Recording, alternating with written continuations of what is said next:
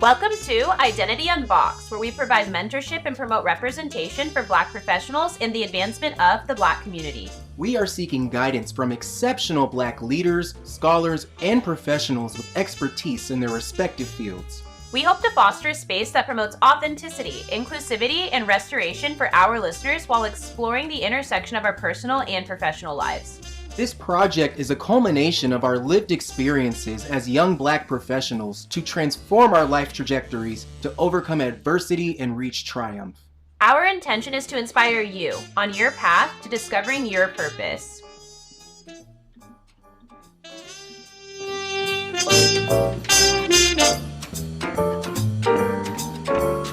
You know, it does take that passion and that fire. And, you know, you saying, I don't know if we're in the 1960s or if we're in 2023. I remember you were, when you were doing your consulting work at Tumwater High School, you were the first person to ever show me the Black National Anthem. And I was like, There's a Black National Anthem? How come how come I don't know about this? You know, and learn it.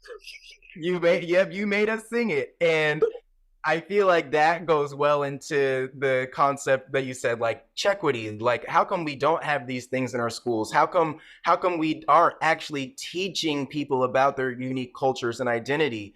And since the tragic murder of George Floyd, there seems to be this growing trend of organizations using DEI to check the box in an effort to uphold a good public image, kind of performative despite not being actionable about change. And as someone who has dedicated their career to this work, what insight can you share on the impact of these efforts have on BIPOC communities? Well, chequity is really causing many Black people, Indigenous people, and other people of color to just say, you know what, I've had enough. I'm through. Mm-hmm. Looking to be entrepreneurs in Ghana, getting money and building homes and getting ready to leave the country. That's there are others who are like, not a problem. Then I'll just do whatever to get by, to get my paycheck on the 10th and the 25th, right? Mm-hmm. And then there are others who are like, oh, no, we're not having this. You need to be held accountable and are holding us accountable. One of my greatest moments was when I was in a Tabor 100 meeting. They are a group of Black business owners who meet, I think this last Saturday of every month. And one of the members there said to me and other state leaders, don't even come to our meetings anymore if you're not going to tell us what you've done. Don't even come here anymore.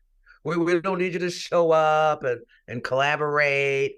What have you done for me lately is pretty much what this man was saying. And I'm like, you know what? That's someone who I want to work with, who's going to hold me accountable for what am I doing to make their life a lot better. And I believe that there is a move afoot, and we can see it in the state of New York and Georgia, where there are key leaders, prosecuting attorneys who are holding a former president accountable for upholding the law. And how this really plays out is going to be critical. If you haven't read the Dred Scott decision, I want you all to read about Dred Scott and see what happened there, mm-hmm. and look at where we are now and begin to think about what are you going to do if in a situation that it looks like it should go one way, might go another, what are we going to do? Mm-hmm. But, and that was the major piece that I was working on before transitioning out of the state, on holding the leaders accountable. One said, well, Dr. J, you can't make me do work. I'm like, child, that's why you get paid the big bucks. I ain't trying to. Right. My job is to set true north and report to the governor, the legislature, and the world how well you get there. And if you need our office to help you along the way in technical assistance or consultation, we're there. But no, let's not get this twisted. That's your job. Mm-hmm. And so that began a wonderful relationship with that agency had once we were clear. No, equity is not my job. This was everybody's responsibility. Mm-hmm. Our job is here are the standards, here are the metrics. Now you go and perform.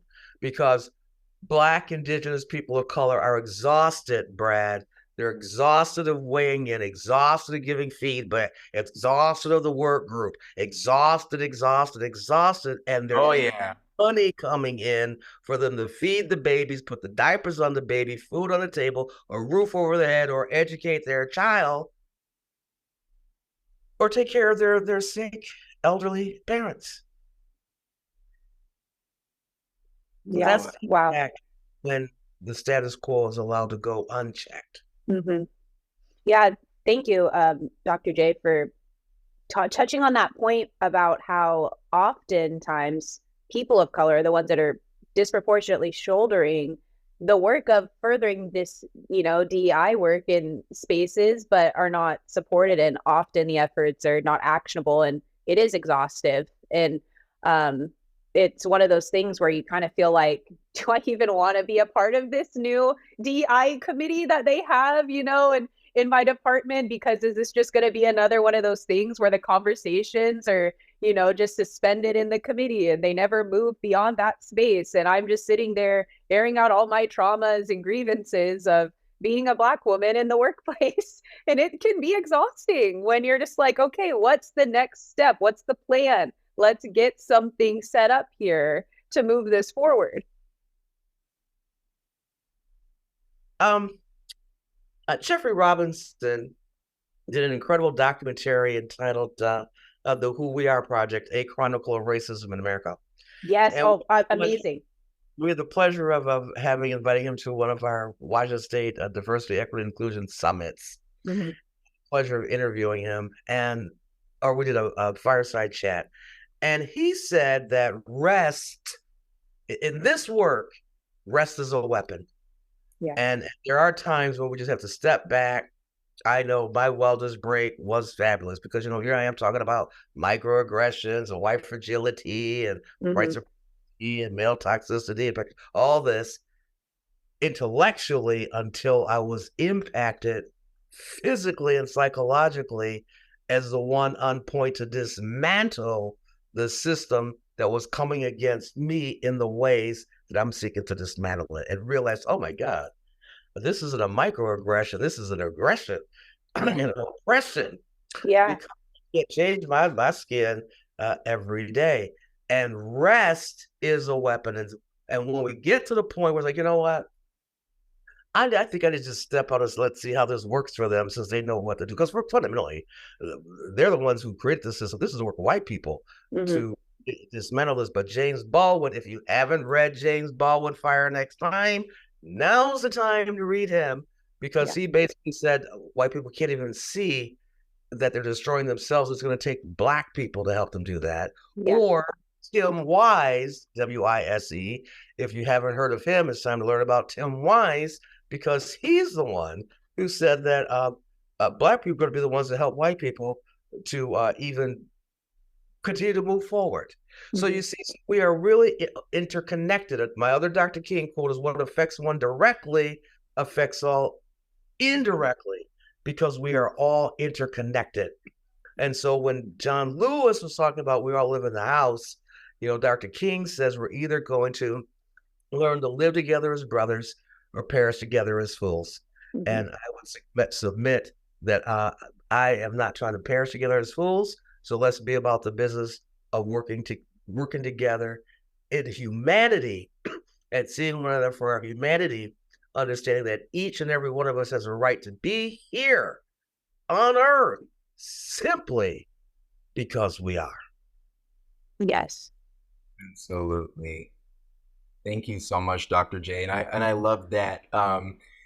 Just being on a spiritual journey, I've really found peace in that, recognizing that, I am you, you are me, we are all one, we are all connected, in the universe. And, I feel like, touching on your previous points and what you just said, once people truly realize that we are all interconnected, when one community is suffering, just because you don't see it blatantly, you might be in your nice little suburb in your nice house with your nice car and think you're unaffected, but when there are people suffering in, your society, it indirectly impacts you. Because imagine a just world where we all had true equality, true equity, and how much better things would be for everyone. And so I think a big part of this podcast is challenging people to see that other point of view and realize that race and inequity, sexism, it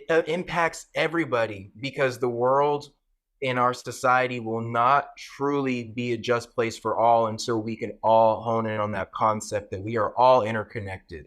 And so that was just a beautiful point. And and that's the word Ubuntu. UBUN. Yes. It was one of the values in our pro-equity, anti-racism ecosystem or strategic plan. Ubuntu. Can you repeat that word? Sorry. Ubuntu. UBUNTU. The interconnectedness of humanity. When you said it, I am because we are. We are because I am. And that was one of the values, because in order to really be an equitable, just, accessible society where everyone belongs and there's dignity and love, not as an emotion, but as a verb, where we outgive, outserve the other, expecting nothing in return. We're really going to function like that in a democratic society, then we must have non-negotiable values, and everything we do aligns with those non-negotiable values. So that's why those are the values in our Washington State pro-equity, anti-racism ecosystem, and that's it, because we really are in this together. And Heather McGee, MCGEE, wrote a book entitled "The Sum of Us," the SUM, Sum of Us. What racism costs everyone, and how we all can prosper together, which is what you were getting to, Brad, because and Tiana, in the system of oppression and racism, everyone's been harmed, both oppressed and the oppressor. Go watch some slavery shows, movies, whatever. And in everyone, I bet you, the slaver is drunk and or getting drunk. Alcohol was the medicine. How you gonna kill somebody and maim people and beat people and rip people apart from their families every day and not be impacted? And we're now looking at generational trauma from largely Black people and white people, and let's start moving into generational blessing. But to do that, we've got to get rid of this scarcity mentality that says, if you too succeed, that I'm going to be left behind. So I'm going to spend my energy trying to pull y'all down. No. Let's operate from an abundance mentality. There is more than enough for everyone. And we need everyone to be at the top of their game, bringing their A game to every interaction, because we all need each other. That's what keeps me going and motivated. And that's what also exhausts me. And this is why rest and staying focused on that vision and having that hope is so important, because it shall be done. Why? Because we're here. Yes. We have nothing else to do. Yeah, and it's a collective effort to move towards a just society. And really, it brings so much value to have, a rich diversity in the spaces that we're in. And you're doing a disservice to people by, removing Black history from our K through 12 schools and not really allowing people to understand, where they come from and how they impact others, based on their own privileges and positionality. And I think that's something that people don't realize too, is that, you might be comfortable in your, your suburb and your predominantly white community, but you're going to get out to the world and be ill-equipped to interact with people that are dissimilar from yourself. Tiana, I bypassed that. I sidestepped. The first time you brought that up, but you brought it back up again, so now I can't say that. I brought it up for a reason. I had to. I'm like, I can't let it go a second time. There are two things that reminds me of. First, biblically, when the children of Israel were taken into captivity by their oppressors, they try to take their names, their culture, their history, their identity, to make them conform to that of the enslaver or oppressor. It also reminds me of this quote, "You shall know the truth," is the scripture. "You shall know the truth, and the truth shall set you free." And that word "set" in the Greek is like make you free, like setting a bone. Like you set a bone back in place. And when we remove the history of like, oh, okay, all right, now y'all see, let's see how that works for y'all. My gene pool says we still here. So I'm putting my money on the Black people. No matter what y'all do, we are going to still be here because we are brilliant. We are resilient and still here. As gaslighting as that might, they try to gaslight us. Yeah. But to not know our history means we're setting ourselves up to repeat it. And I'm back to Frederick Douglass, Dr. King. Okay, it's showtime. Let's get ourselves together to move this forward. Because we are not going to perish together as fools. We're going to learn to live together as brothers and sisters. Yeah. Knowledge is power. Knowledge is power. Yeah. And the truth shall be free. We're not going to give in to white fragility, nor are we going to give in to complacency. And we definitely are not going to let anyone speak for us and write our narrative. We're definitely not going to do that. So let's just be real clear. The truth is going to benefit everyone.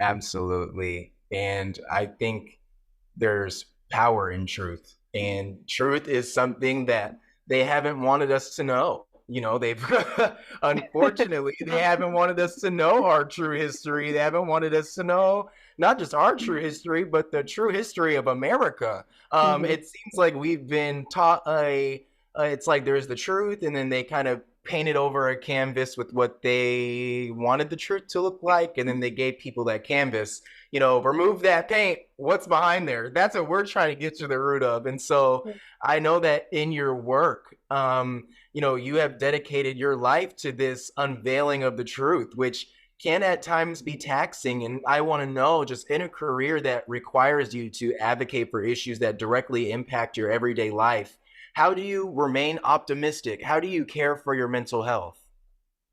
Well, back to rest as a weapon. Clearly prayer, right? And just love and having that hope. You know, for me, it's like this is a day-by-day thing now. It's natural as breathing.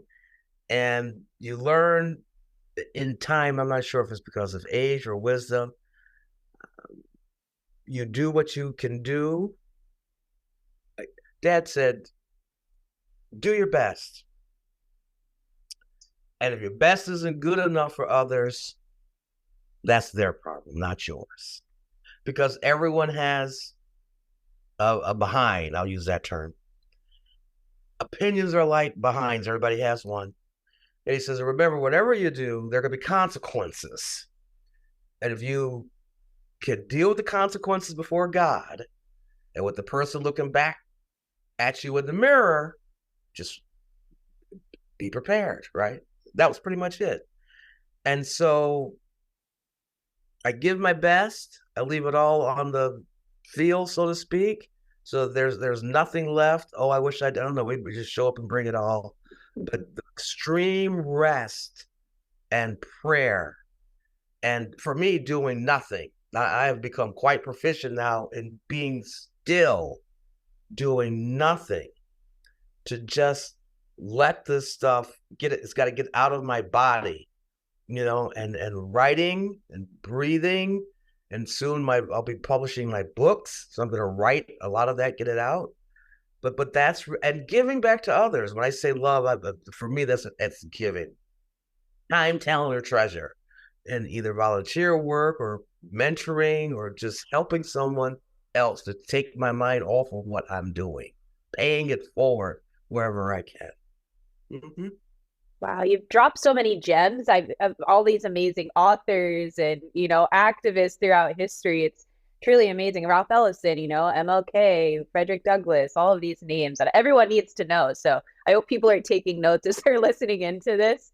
But I really wanted to dive into some of how these leaders have influenced you. And if you have any advice for, you know, young Black professionals like us, and, you know, the advice you maybe would have given your younger self as you were kind of embarking on your professional journey, what would that piece of advice be? Well, it's funny because I found my baby picture, Dad. Was looking at it, just so cute, and my pink, with my little favorite color here, I see. I was present. We watched Dr. King. When Dr. King's funeral, was watching that, his voice, when I heard his voice, something entered my heart. I'm looking at, now Dad had a photograph of JFK, John F. Kennedy, being brought to rest. And I remember, now, he didn't care nothing about Black people. Allegedly, his brother Bobby did. However, when they saw Black children being hosed and beaten in Birmingham, he decided that it was time to write a law for us to be citizens of this world. It's called the Civil Rights Act of 1964, for which he gave his life. And to be honest, all of these individuals, I wasn't really trying to do this. I wanted to make a lot of money, be a Wall Street lawyer, so I could have a family and raise them to enjoy the American dream. That was my path. So I wasn't trying to be the one to march. I wasn't trying to be the one to cross no bridge. I wasn't trying to be the martyr for them to vote, honestly. But I could not get the words out of me because I'd already read them, was hearing them from Dad, was watching. They were already in me, right? And so they inspired me from afar because of their resolve. That's how they inspired me. And what I would say to your generation is be the best of who and whatever you are. Dr. King would say it this way in the words of Douglas Malloch: if you can't be the highway, then be the trail. If you can't be the sun, be the star. For it isn't by size that you win or you fail, be the best of whatever you are. And understand that you do not have to carry the weight of the world on your shoulders. It's not your responsibility. Just do you. And that's what I would tell my younger self. This cute little girl, just adorable. Look at my little braids and little... Oh yeah, for those listening, you can't see this adorable photo. That so is so adorable. Cute. Just be yourself, embrace yourself, love yourself, right? Why am I here? Oh, first of all, who am I? Find out who are you. Karen, find out who you are. Why are you here? How are you going to show up in the context called society? How are you going to relate to other people? And what legacy do you want to live? And do you. That would be the advice I would give myself. That's amazing. Thank you so much. Yeah, that's really powerful. I mean, really, figuring out who you are, that's the first step. And then allowing yourself to really be guided by, your innate passions and following that. That's going to lead you to greatness. I know you mentioned too that you were kind of focused on the numbers, on the salary, on the American dream. And once you kind of put that aside, that's when your world opened up. That's right. That's right. Yeah. Do what you love. So my career advice to people, best career advice, is do what you love. The money will follow. Yeah. Yes. Pursue the money. Do what you love, no matter what anybody else says. And if anyone says, well, that's never been done, or you can't, it's you. You have no peace, no rest until you do you. In theos, where we get the word enthusiasm, means like in God. That's where your power is. That's where your creativity is. That's where your passion is. That's where your life is. That's where the essence of you is. So be you.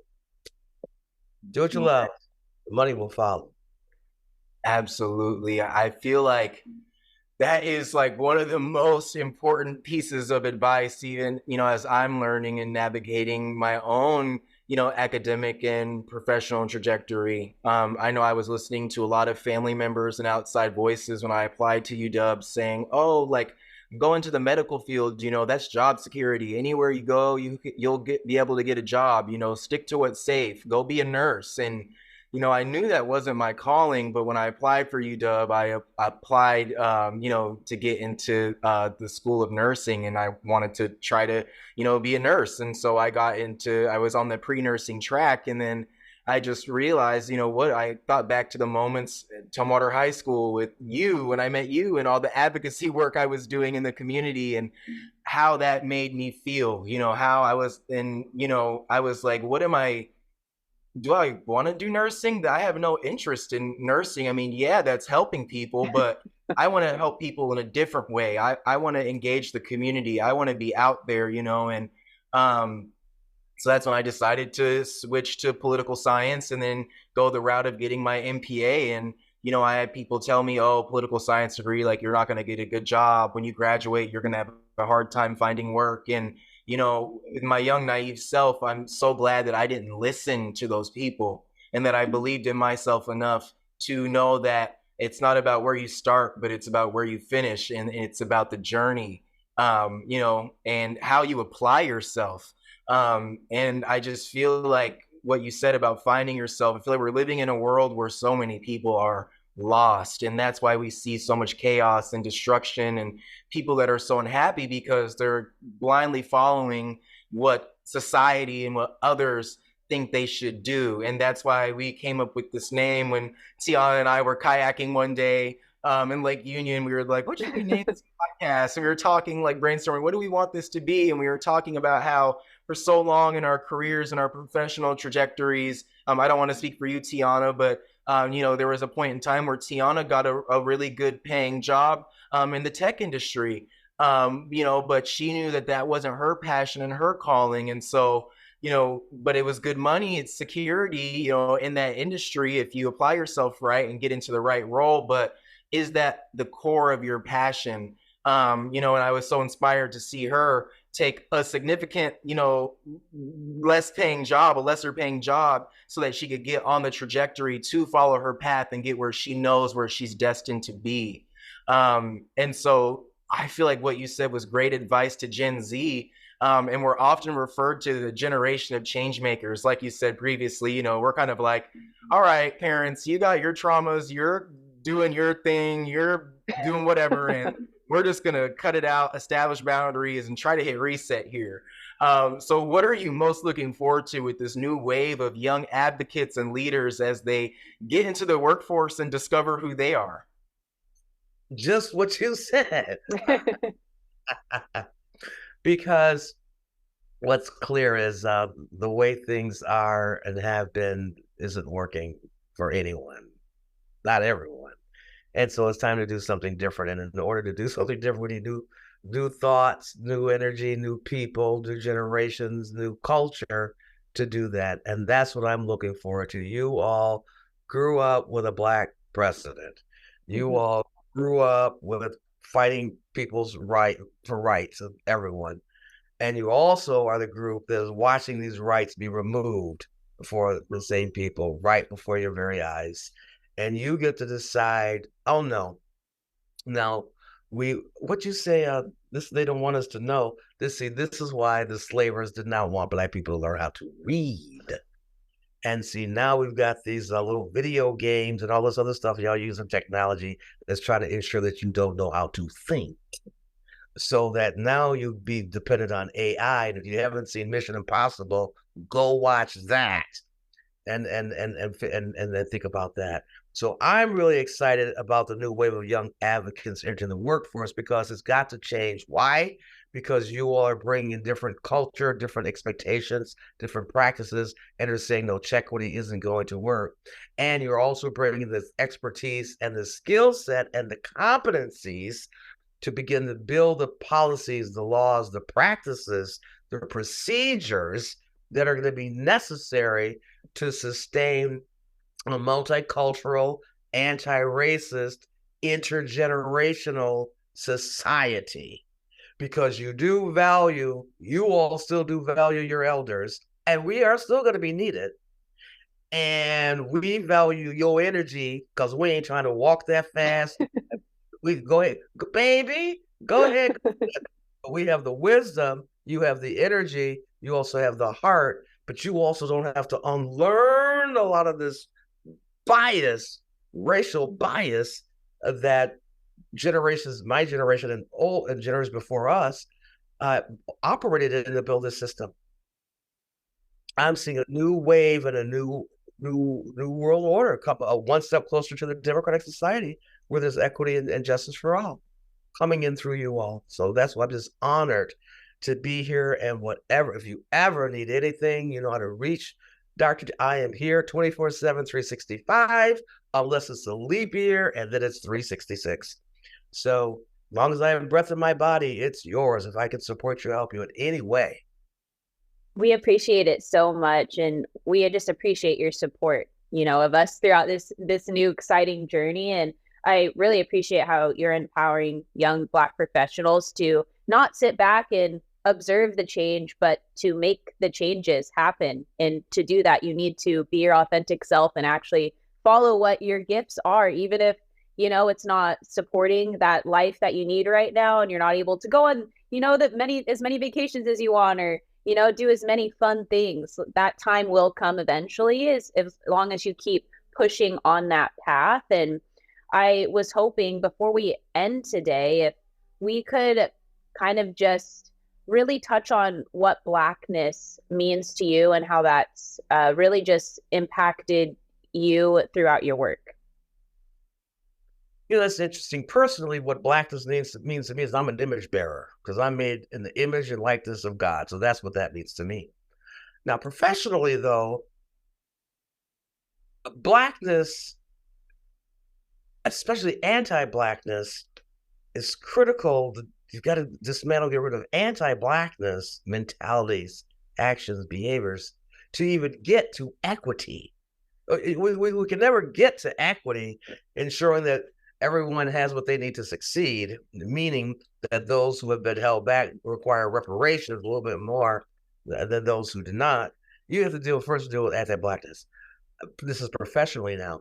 And what that word means, it's code for racism, for dehumanization, vilification, criminalization of Black people, which has led to what we now call the new Jim Crow, although I would argue that Jim Crow never left, but be that as it may. In this age of mass incarceration, Michelle Alexander wrote a book about that. And so anti-Blackness means really divesting ourselves of that whole mindset and that mentality societally, but it also starts individually.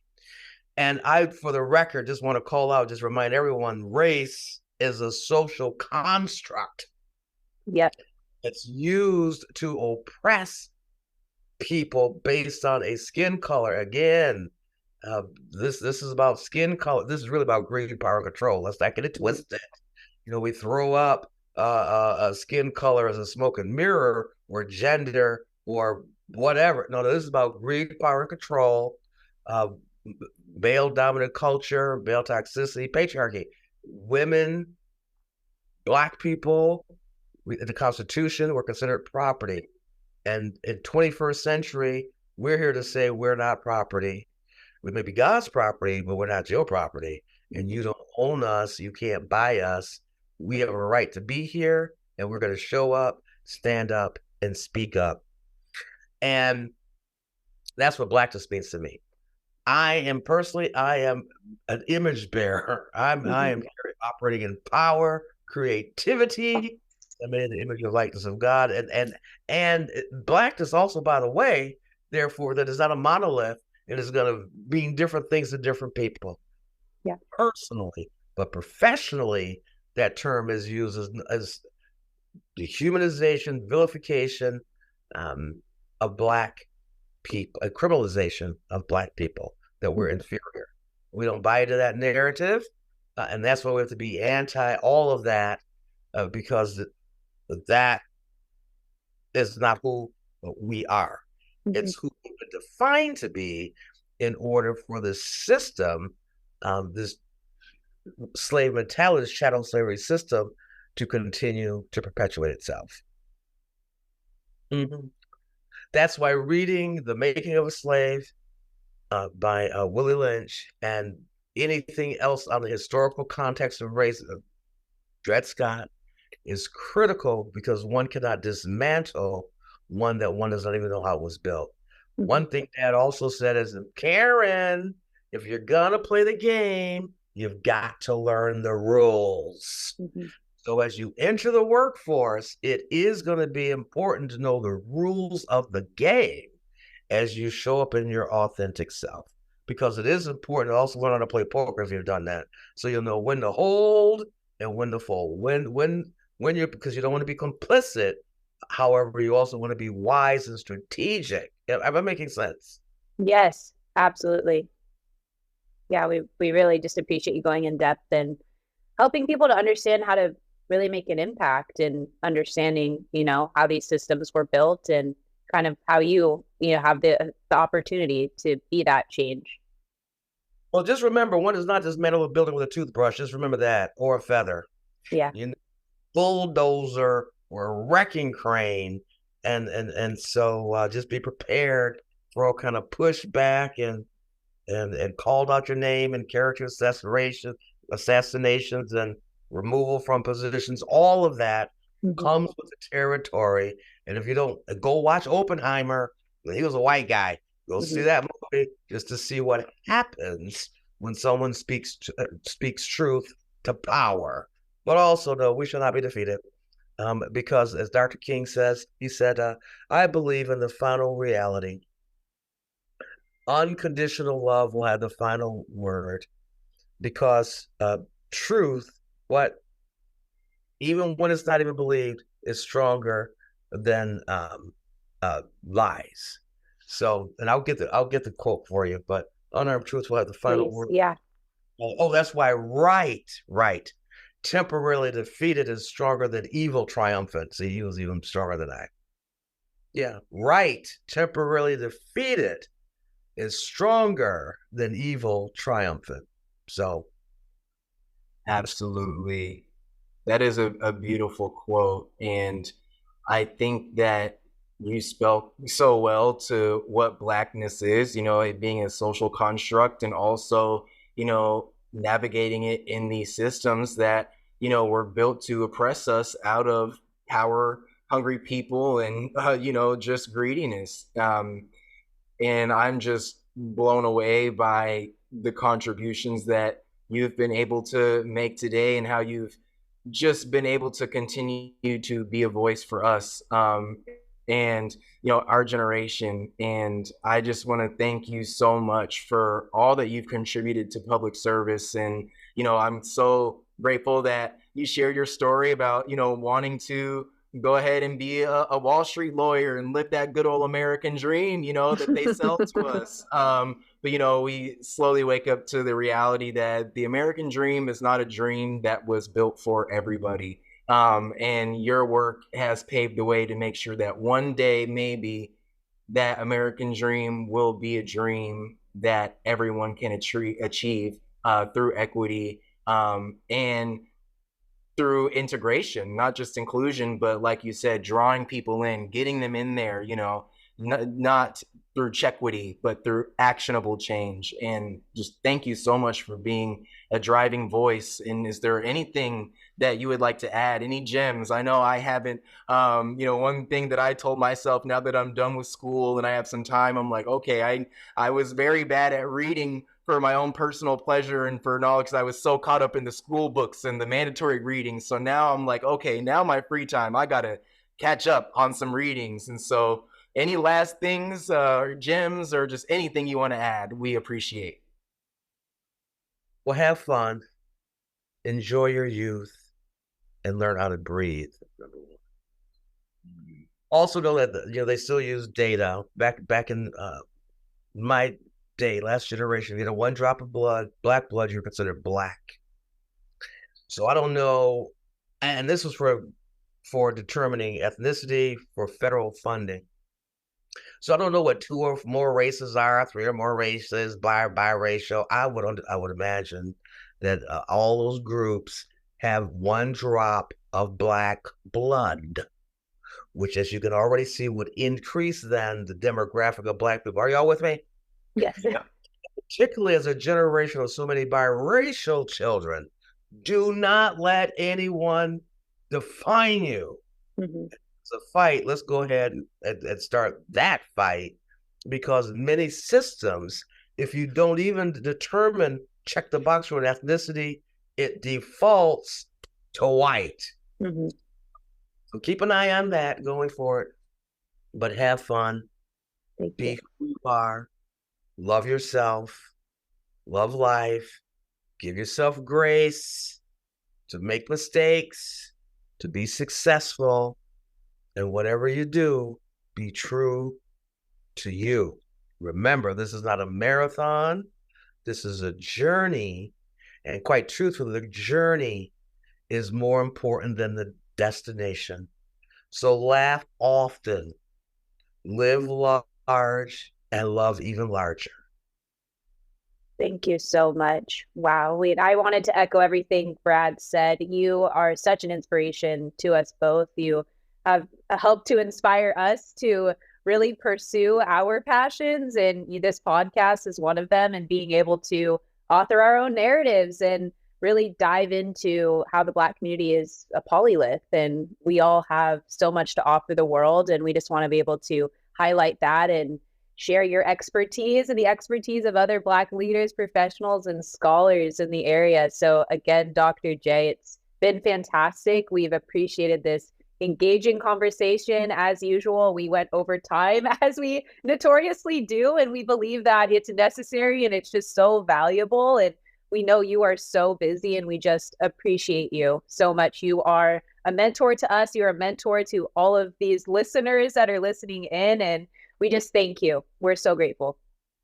Well, back at you. I'm just so proud of both of you. I'm just so proud of you. You make me smile. You make me laugh.